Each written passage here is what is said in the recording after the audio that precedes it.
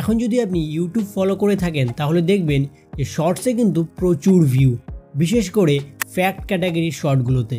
এই ভিডিওগুলোতে একটা জিনিস কমন থাকে যে এই ভিডিওগুলো খুব ইন্টারেস্টিং হয়, আর এতে করে অডিয়েন্স কিন্তু এই ভিডিওগুলো অনেকটা সময় ধরে ওয়াচ করে, আর এটাই হচ্ছে এই ভিডিওর ভাইরালের মূল কারণ। এখান থেকে কিন্তু একটা বিষয় ক্লিয়ার যে আপনার ভিডিও যতটা ইন্টারেস্টিং হবে ততটাই কিন্তু চান্স থাকে আপনার ভিডিওটা ভাইরাল হওয়ার। আর ভিডিও ইন্টারেস্টিং করার জন্য আপনাকে কিন্তু আপনার এডিটিং স্কিলটাকে ইমপ্রুভ করতে হবে, কারণ আপনাকে জানতে হবে ঠিক কোন জায়গায় কী রকমের ট্রানজেকশন, এলিমেন্ট, ওভারলে এগুলো অ্যাড করা প্রয়োজন। আজকের এই ভিডিওতে আমি মেনলি ফ্যাক্ট ক্যাটাগরির ভিডিওগুলোতে ঠিক কীভাবে কী ধরনের এলিমেন্ট বা কী ধরনের টেক্সট এগুলো ব্যবহার করা হয় সেটাই আজকের এই ভিডিওতে ক্লিয়ারলি বলে দেবো। ভিডিও এডিটিংয়ের জন্য সবসময়ের মতন আজকেও আমরা কিন্তু কাইনমাস্টার অ্যাপটিকে ব্যবহার করব। সর্বপ্রথম আপনি প্লাস আইকন থেকে এক্সপেক্ট রেশিওটাকে সিলেক্ট করবেন। এই ক্ষেত্রে আপনি 9:16টাও সিলেক্ট করতে পারেন অথবা 1:1টাও, কারণ অনেকেই কিন্তু 1:1এও এই ভিডিওগুলো অর্থাৎ শর্ট ভিডিওগুলো ক্রিয়েট করে থাকে, বাট আমি প্রেফার করব আপনি 9:16টাকে সিলেক্ট করুন। এরপরে চলে যান আপনি সেটিং অপশনে, আর এখান থেকে আপনি এডিটিংয়ে চলে যান। এরপরে আপনি এটাকে 3.5-এ সেট করে দিন। ঠিক একইভাবে নিচেরটাকেও আপনি 3.5-এ সেট করে দিবেন। আর স্ক্রল করলে আরেকটি অপশন দেখতে পারবেন ফিল স্ক্রিন, এখানে ক্লিক করে দেবেন। মেনলি এতে করে কি হবে, আপনি যে কোনো ফটো বা ভিডিও যখন অ্যাড করবেন সেটা অটোমেটিক ফুল স্ক্রিন হয়ে যাবে। এবার মিডিয়া অপশন থেকে আমরা কিছু ফটো অ্যাড করে নেব।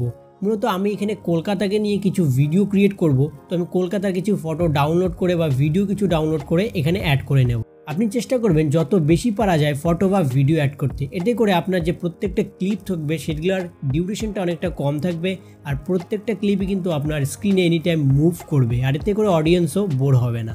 এরপর আপনার যে ভয়েস ওভারটা থাকবে সেটাকে আপনি অডিও অপশন থেকে অ্যাড করে নেবেন।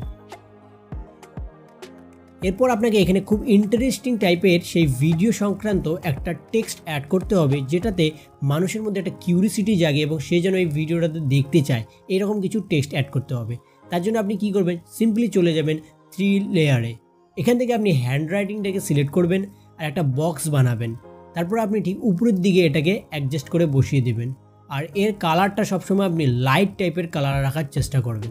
এরপরে চলে যান আপনি সিম্পলি লেয়ার থেকে টেক্সট অপশনে, আর আপনি এখানে একটা খুব ইন্টারেস্টিং টেক্সট লিখুন। মেনলি আমি এখানে লিখবো টপ 5 প্লেস ইন কলকাতা। এতে করে মানুষের মধ্যে একটা কিউরিসিটি জাগবে যে সে ভিডিওটা দেখতে চাবে যে কলকাতার মধ্যে ঠিক 5টা অসাধারণ জায়গা কী কী। ঠিক এরপর আমরা ফন্ট অপশন থেকে একটা মোটা ধরনের ফন্ট সিলেক্ট করে নেব। এরপর আমরা কালার অপশনে চলে যাব, আর এখান থেকে আমরা একটা ব্ল্যাক কালার সিলেক্ট করে নেব। চাইলে কিন্তু এখানে আপনি বিভিন্ন রকমের টেক্সটের কালারও অ্যাপ্লাই করতে পারবেন, যেটা অনেকটা কিন্তু ইন্টারেস্টিং লাগবে দেখতে। এরপর আপনি ফটো বা ভিডিওগুলোকে মুভ করার জন্য সিম্পলি আপনি ফটোর উপরে ক্লিক করুন, তারপর উপরের দিকে এই অপশনটাতে ক্লিক করুন, আর এখান থেকে আপনি প্রথম বক্সের যে ফটোটা সেটা এক সাইডে নিয়ে যান। এতে করে দেখবেন আপনার যে ফটো বা ভিডিও যেটাই থাক না কেন সেটা কিন্তু মুভ করবে। এছাড়াও আপনি প্রত্যেকটা ক্লিপের মাঝখানে কিন্তু এক একটা করে ট্রানজেকশন অ্যাড করতে পারেন। তার জন্য আপনি কি করবেন, মেনলি প্লাস আইকনটায় ক্লিক করবেন, আর এরপর আপনার সামনে ট্রানজেকশন চলে আসবে। আপনি অ্যাসেস স্টোর থেকে বিভিন্ন রকমের ট্রানজেকশন ডাউনলোড করতে পারেন, তো আমি প্রেফার করব কয়েকটা ট্রানজেকশনের কথা, সেগুলো আপনি ডাউনলোড করতে পারেন। এরপর আপনাকে যে জিনিসটা অ্যাড করতে হবে সেটা কিন্তু খুবই একটা ইম্পর্টেন্ট জিনিস, সেটা হচ্ছে ক্যাপশন। ক্যাপশন মূলত আপনার ভিডিওর কোয়ালিটি কিন্তু আরেকটু ইমপ্রুভ করে দেয় এবং বুঝতেও সাহায্য করে। এর জন্য আপনি কি করবেন, সিম্পলি লেয়ার অপশন চলে যাবেন, আর এখান থেকে চলে যাবেন টেক্সটে, আর আপনার যে প্রথম ক্যাপশন থাকবে সেটাকে আপনি লিখে নেবেন। এরপর আপনি সিম্পলি ফন্ট অপশন থেকে একটা সুন্দর ফন্ট সিলেক্ট করে নেবেন।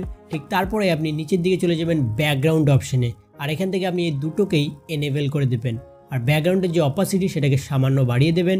ঠিক এরপরে আপনি এটাকে অ্যাডজাস্ট করে একটু নিচের দিকে ভালো করে বসিয়ে দেবেন।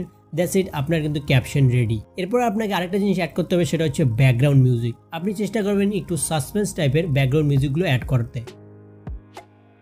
আর সর্বদাই কিন্তু ব্যাকগ্রাউন্ড মিউজিকের যে ভলিউমটা সেটা কিন্তু 10 থেকে 15-এর মধ্যে রেখে দেবেন।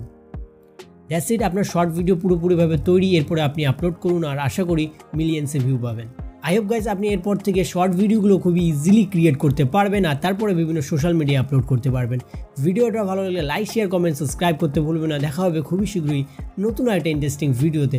ভালো থাকবেন, সুস্থ থাকবেন, বাই।